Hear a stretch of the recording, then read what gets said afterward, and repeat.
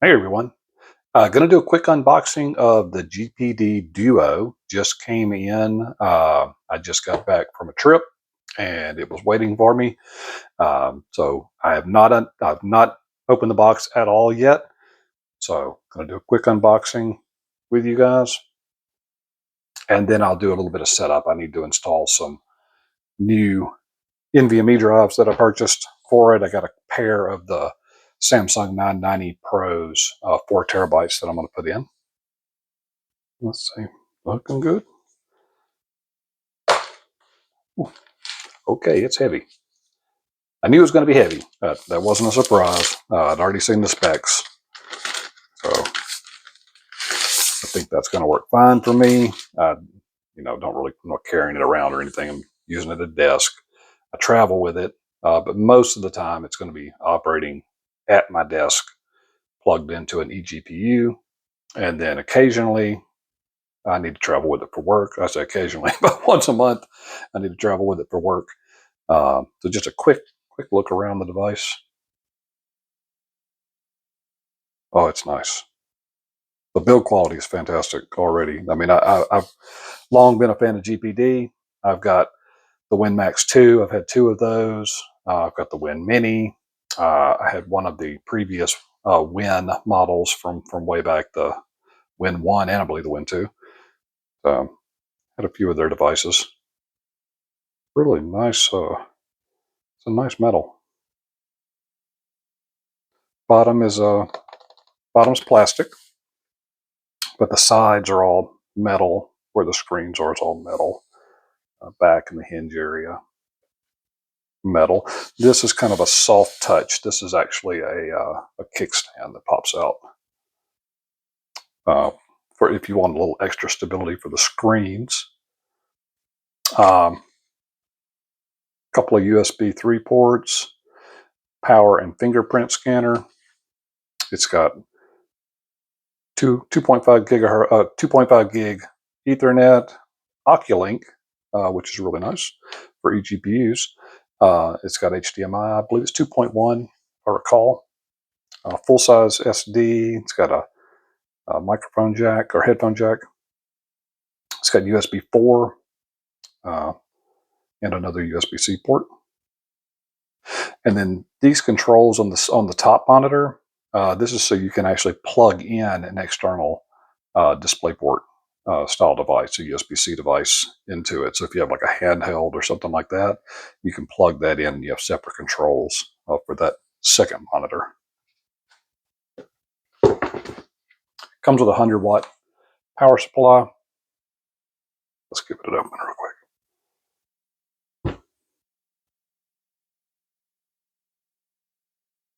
Oh, nice. Okay. Oh, yeah. Keyboard feels really good. Very nice. Very nice. Very smooth trackpad, glass. Um, does not actually press in. There's no mechanical activation in it. So like an Apple trackpad, if you use those, it's got force feedback to replicate the feel of a click.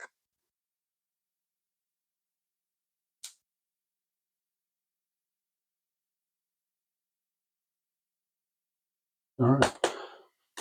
And there you can see two full-size screens. So they're 13.3-inch each webcam. Not going to do much with it at the moment. I'll power it on real quick, just so we can see that at least.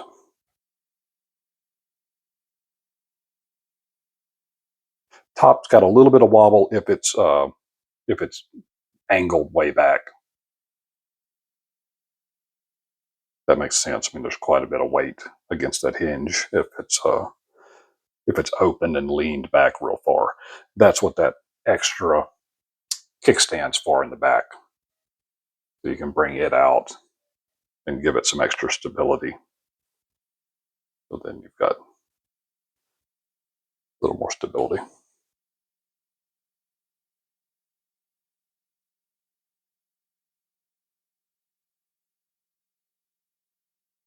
I don't know if my battery's dead or if I need to hold the button down longer. I'll give it one more shot. If the battery's dead, then I'll just stop this video here and charge it up. Oh, got a light. There we go. There we go. All right. Never had one come in with a dead battery, so that would have been odd. While that's booting, here's a quick look at the 100-watt power brick. From my understanding, you can get about a 50% charge in half an hour, I think they said. Not bad. The version I got is the Ryzen AI9 HX370. That is a 12-core, 24-thread with a max boost clock of 5.1 gigahertz. And the thermals in the Duo can operate this chip at 60 watts. Now, I won't run it at 60 watts most of the time. Most of the time, I'll probably run it at, about 30 watts, 30, 35 watts, maybe 40, just because I don't like a lot of fan noise. So I'll keep it down pretty low. But it's nice that it's got the option to go that high. And it also has若要使用屏幕阅读器设置设备，请按 Windows 加 Control 加 Enter 打开讲述人。若要查看更多辅助功能，请按 Windows 加 U。Yes, very much. I didn't understand any of that. Yeah, the trackpad feels really good. So feels very much like an Apple trackpad. It's not as large as an Apple trackpad, and I don't understand why, because I've got other Mac laptops, and when you look at the actual real estate, the size, and the the size trackpad that Apple's able to put on their devices, I don't understand why nobody else can fit them in. But this will work. This is fine. All right. Very cool. Ooh, hide.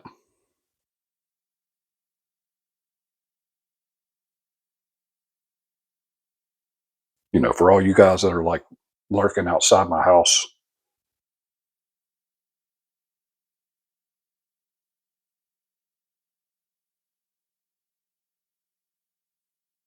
Very cool. Yeah, keyboard feels good. Trackpad feels good. Screens are gorgeous. They're AMOLED displays. So I'll need to be a little careful with that, I guess. I'm planning on running them in SDR. They support HDR, but I'm going to run them in SDR and probably keep them around 50% brightness or so. Like I said, a lot of the time they'll be running, they won't even be running at all. It'll just be closed and plugged into external monitors. But when I travel, it'll be nice. For the GPU, this is running the AMD Radeon 890M. It's an APU, and that's a 16 CU. Runs at 2.9 gigahertz. Should be pretty decent performance. If you look at, like, Droids did some great reviews on about 30 different games, and performance looks really, really good. So I'm kind of excited to get into that. I will do a separate video when I upgrade the NVMe drives in it, just to show that process. From what I understand, it's pretty easy. I've upgraded the NVMe's and all my other GPD devices. It's always been pretty painless. So yeah, I'll do a video on that. And also, once I get done with my actual install, because I'm going to reinstall all of this on my new NVMe's, and once I get all the drivers set up and I've got everything the way I want it, and I've got some games installed on it, then I'll do an actual proper review. And when I've had a little bit of time with the device, actually using it and probably even travel with it and whatnot, just so I can get a really good feel for, how usable the device is.